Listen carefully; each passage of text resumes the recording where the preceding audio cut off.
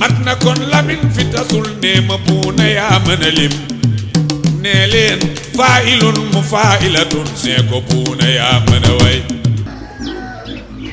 asalaamaaleykum wa rahmatullahi taala wa barakaatu. ñu ngi nuyu ñëpp ñoo xam ne ñu ngi dégg suñu kàddu ak ñi ko déggul ñu leen di ñaanal jàmm yàlla ak yërmandeem ak barkeem di joxe ay kàddu ci site bi ñuy wax Al Hikma yu jëm ci wàllu woy comme niñ ko sàkkoo ci ñun woy mooy suñuy wax woy ñun shaar la ñuy wax moo xam shaarul arab yi la moo xam beneen shaar la aspiration yi nga xam ne moo ciy am ak coono yi ci doomu aadama di jànkoonteel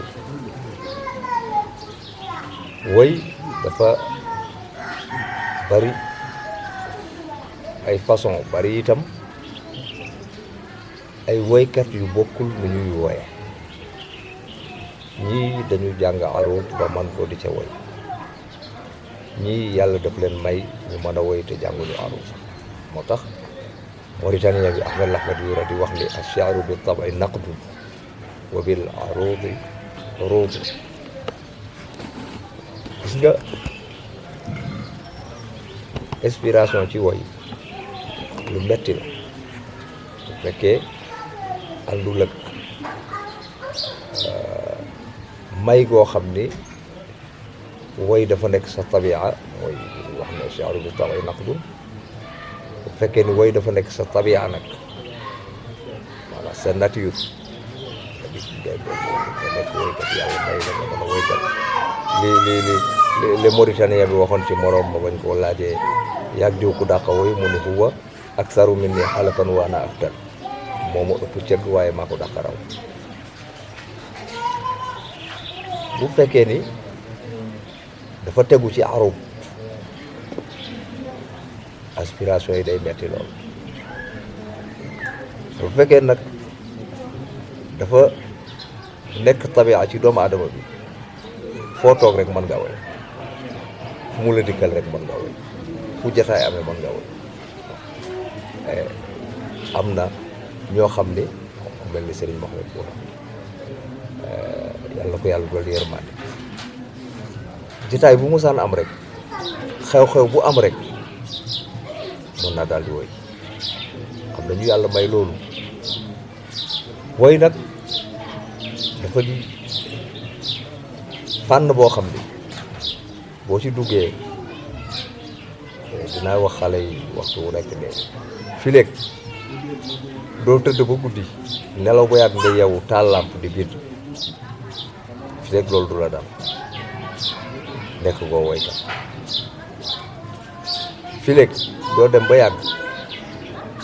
nga bind lu mat nangami page ñaari page ñetti page ñeenti page ba yàgg nga xotti ko mbaa nga lakk ko nekk goo woy woykat dina bind lu mu dul génne woykat dina xalaat lu mu dul wax mbir mu yéemeel ku ko dundul mënoo ko xam woy ku ko dundul rek mënoo ko xam parce que koy dund ñu soog la ko mën a expliquer mu dugg sa bopp ba nga xam naka lañ koy def ak fan la ci doomu aadama di jaar te lu doy waar la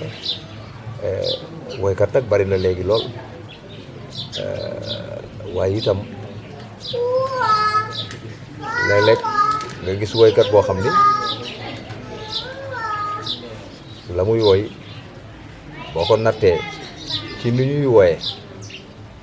du jaar yoon léeg-léeg nga gis woykat boo xam ne li muy woy dana jaar yoon waaye dafay def li ñuy wax sariqatu sha'r sàcc woy day am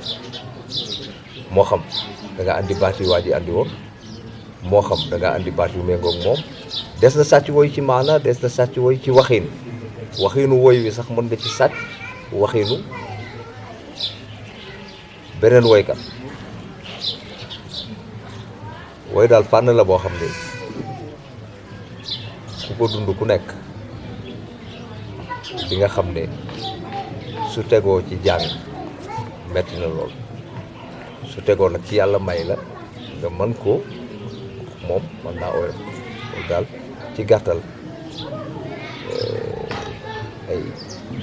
ay xam-xam la yu ñu mën a xàmmee woy ñii seen woy mu ngi jëm ci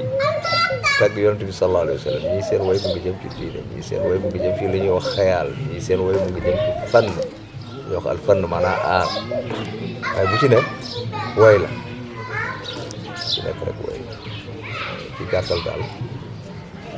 loolu lañ ci mën a tënkagun ci jataay bi